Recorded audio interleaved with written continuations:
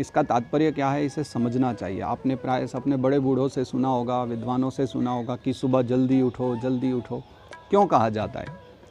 सुखी व्यक्ति के जीवन के पीछे सुबह उठने का भी एक बहुत बड़ा हाथ होता है। ये कैसे, आपको इस प्रकार समझना चाहिए। जैसे कि सुबह का जो समय लगभग 3 बजे से लेकर के जो भी अपना आधे पहर तक का, मान लीजिए 4:30 बजे तक का, जिसे हम ब्रह्म का समय कहते हैं, ब्रह्म मुहूर्त का समय जिसे कहा जाता है, ये वो पावन समय होता है जो ध्यान विधि के लिए सबसे अच्छा समय है। कारण क्या है? आप विचार करके चलिए, आप किसी बस स्टैंड पर हैं और रात्रि का समय, दिन में कितनी आवाज़ होती है बस स्टैंड पर, कितना ज़्यादा शोरगुल होता है कि आपको कुछ समझ में नहीं आता, कुछ सुनाई नहीं, चारों तरफ आवाज़ ही आवाज़ होती है, शोरगुल।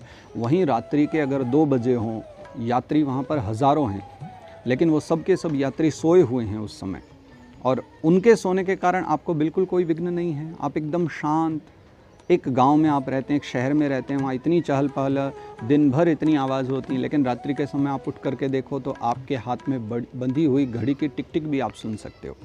कारण क्या है? उस समय सब सोए हुए हैं, शांत है। सुबह का समय कुछ ऐसा ही होता है, ब्रह्म मुहूर्त, जो ध्यान के लिए बहुत अच्छा समय है।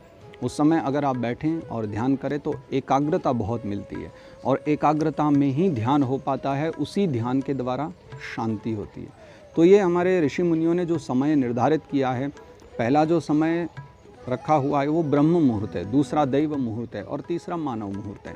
आप इसको इस प्रकार समझिए, जो ब्रह्म मुहूर्त है वो ब्रह्म के लिए है, अर्थात आप ब्रह्म की जो साधना करने वाले हैं या ध्यान करने वाले हैं, ईश्वर के ब्रह्म स्वरूप को जानने वाले, आत्मस्वरूप को जानने वाले, तो ब्रह्म उनके लिए सबसे अच्छा समय है। तो ये बात भक्तिवान पुरुषों के लिए ही नहीं है, हर कर्मयोगी के लिए भी है कि प्रातःकाल उठने वाला व्यक्ति, जिसे एकाग्रता चाहिए, शांति चाहिए, जो ध्यान करना चाहता है, वो जल्दी उठे और ब्रह्म मुहूर्त में उठ करके वो एकाग्र हो सकता है। तो पहला जो समय है वो ध्यान के लिए, उसके पश्चात आता है दैव मुहूर्त।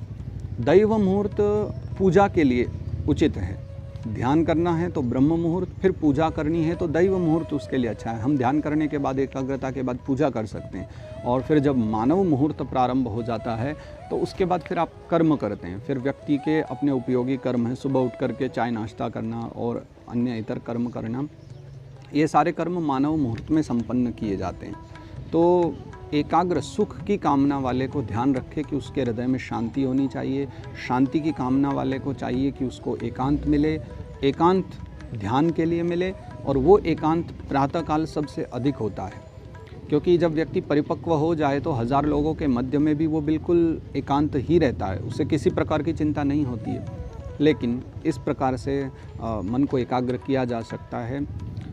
तो ये ध्यान विधि है, ध्यान करने का सबसे उपयुक्त समय है। ऐसे समय में आप प्रयास करें, अपना एक समय बनाएं, जो इतना अच्छा समय हमें मिला है उस समय का पूर्ण सदुपयोग करें।